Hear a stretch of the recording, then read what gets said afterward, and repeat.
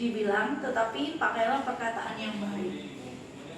Pakai perkataan yang baik itu nggak hanya kita nggak ngomong kotor gitu, kayak gini misalnya, tidak ada kata-kata kasar yang keluar dari mulut kita. Nggak cuman hal itu, tapi hal-hal yang memotivasi, hal-hal yang mendukung, hal-hal yang tidak menjatuhkan. Kalian kalau dijatuhkan sakit kan rasanya, secara fisik aja sampai aduh luka. Apalagi kalau dengan kata-kata kalian menjatuhkan, kamu tuh nggak bisa kayak gini, gitu. Sakit nggak rasanya teman-teman? Kamu nggak layak, kamu nggak cocok gini. Udahlah, nggak usah, gitu. Itu sakit kan? Itu tidak membangun. Itu nggak membangun, itu menjatuhkan, gitu ya. Itu meruntuhkan. Jadi perkataan yang baik itu adalah perkataan yang memotivasi, yang memberikan harapan, yang memberikan semangat, yang memberikan kekuatan. Itu perkataan yang baik. Dan juga ya itu aku jadi lupa ya, perkataan yang baik, yang membangun. Nah, dan dari situ hal yang paling gampang untuk mempengaruhi orang lain itu dari omongan kita, teman-teman. Dari perkataan kita. Dari omongan kita bisa mempengaruhi orang lain kan? Ayo kamu beli itu enak banget loh. Kan pasti kita penasaran kan? Iya ya, enak banget, aku mau beli gitu. Nah, dari perkataan itu hal yang paling gampang untuk mempengaruhi orang lain. Jadi ketika kalian memberi perkataan yang baik, pasti orang lain penasaran dong. Dia ini anaknya siapa sih? Gitu kan pasti pertama ya kan. Terus dia lihat, oh orang Kristen ternyata, anak Tuhan. Nah, jadi hal itu. Jadi selalu keluarkan perkataan yang membangun. Apalagi dengan saudara seiman gini. Kalian ngomong, kalau pengalamanku ya, aku tuh tipe orang yang kalau mungkin orang lihat itu aku ini nggak gampang sakit hati orangnya. Jadi secara nggak langsung banyak beberapa orang yang ngomong ke aku, mungkin tanpa mereka sadari, tanpa mereka filter, sebenarnya itu menyakiti hatiku.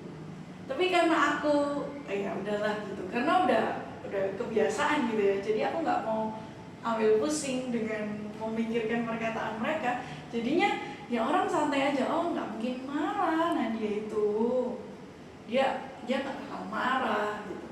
Ya emang aku nggak akan marah, tapi kan we never know gitu kan, kita nggak pernah tahu seberapa menyakitkannya omongan kita sampai itu nyampe, kayak tadi contoh perumpamaan itu, sampai itu kelempar dan seberapa dalam. Nah, ketika kita ngasih perkataan yang membangun, kalau itu masuk sampai ke dalam, itu hal yang baik, teman-teman.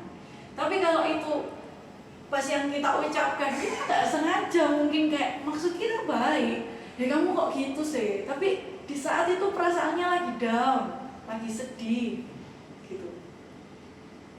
Dan mungkin kayak satu kata atau satu kalimat itu menjadi hal yang paling menyakitkan buat dia. Nah, kita nggak pernah tahu. Jadi makanya minta Roh Kudus, minta hikmat Tuhan. Jangan balik lagi ke manusia yang lama, manusia yang sudah dikubur di dalam air. Jadilah manusia-manusia yang baru. Dan yang selalu aku bilang ke kalian kayaknya tiap hari, jangan lupa jadi teladan. Ya, tugas kita itu, anak-anak muda itu, kita harus jadi teladan. Teladan buat siapa? Buat orang tua kita, buat orang-orang dewasa yang ada di gereja, ya kan? Mungkin mereka tua secara umur, tapi jangan mau kalah. Gak selalu mereka itu lebih baik.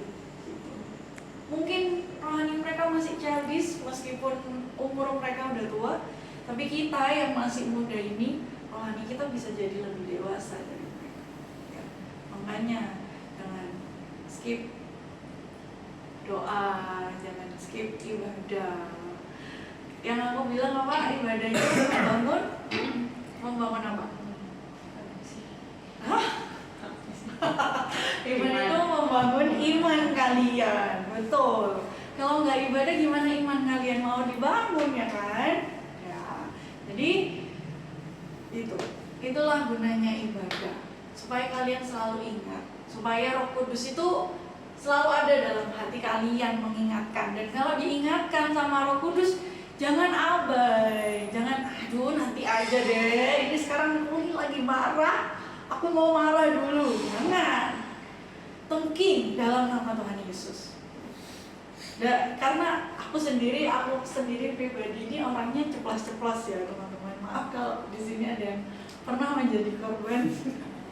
Aku minta maaf. Dan dari situ aku menyadari bahwa mulut ini nggak selamanya kita tuh harus ceplas-ceplos gitu, nggak selamanya, nggak selalu. Tapi tetap harus dipikir dulu. Makanya aku selalu mikir gitu ya, kebanyakan ngomong dalam hati ya, untuk memfilter, untuk menimbang-nimbang apakah ini baik untuk dikatakan atau aku tetap harus mengatakannya tapi dengan cara yang lain. Kayak tadi dijelasin Koko, Tuhan Yesus itu marah karena itu kan, karena tempat ibadah rumah Bapa dijadikan tempat berjualan, ya kan? Dia marah, kenapa dia marah? Maksudnya kenapa marah itu boleh? Bukan gitu pertanyaannya.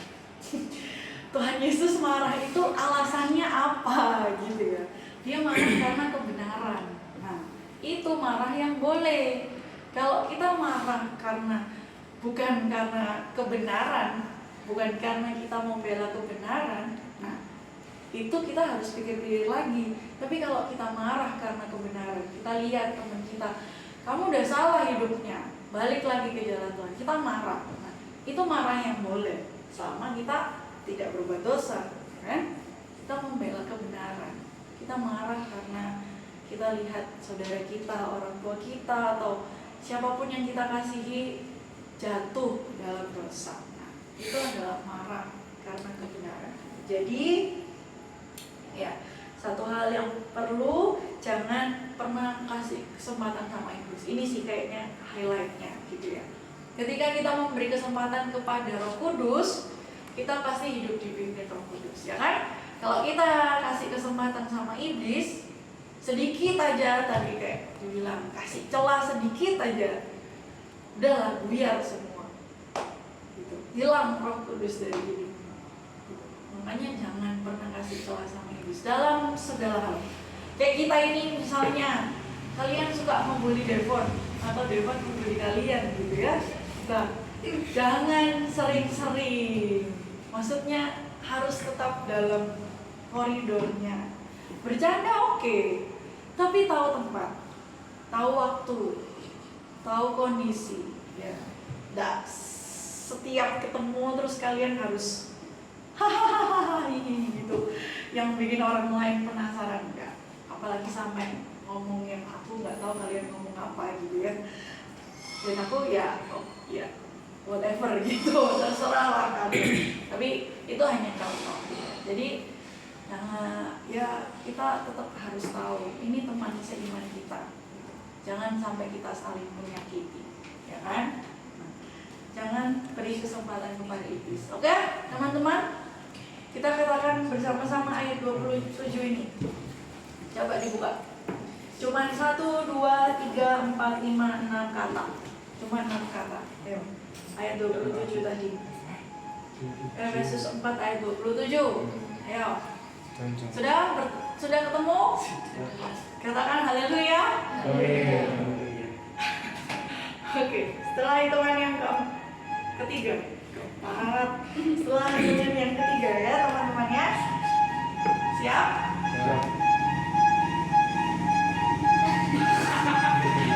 Ramai banget ya. Backsound, iya. 1, 2, 3. Dan janganlah beri kesempatan kepada iblis. Amin. Amin. Beri kesempatan kepada siapa? Iblis. Beri kesempatan. Bukan iblis. Beri kesempatan Tuhan, Roh Kudus. Jangan beri kesempatan kepada iblis. Beri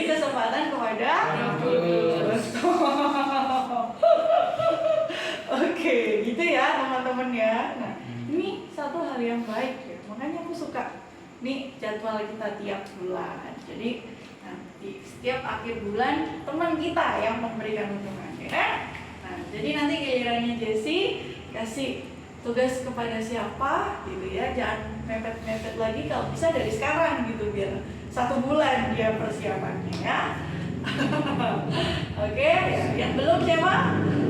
Dari Siska, Devon. Kalau mau Devon terakhir. Oh iya itu. Ya. Oke, itu ya. Jadi ini hal yang baik ya teman-teman. Makanya jangan pernah meremehkan ibadah. Sekali lagi ya. Dan jangan banyak alasan. Ya, oke. Ya. Oke, itu buat malam hari ini renungannya. Terima kasih Jessie. Terima kasih teman-teman semua sudah menyampaikan sharing yang sangat memberkati, dan aku nggak akan pernah rugi ya. Setelah 1 minggu kita libur Lebaran ya, semua pada jalan-jalan, pada rasanya nyantai di rumah gitu ya. Sekarang kita kembali lagi beribadah. Oke? Ya, minggu depan lagi. Bye bye. Bye bye. Ada videografer. Oke, itu ya teman-teman. Kata hari ini jangan beri kesempatan kepada iblis ya teman-teman. Kata-kata hari ini bareng-bareng dong. Oh iya. 1, 2, 3. Jangan beri kesempatan kepada iblis. Sekali lagi, jangan beri kesempatan pada iblis. Bye bye, sampai jumpa teman-teman.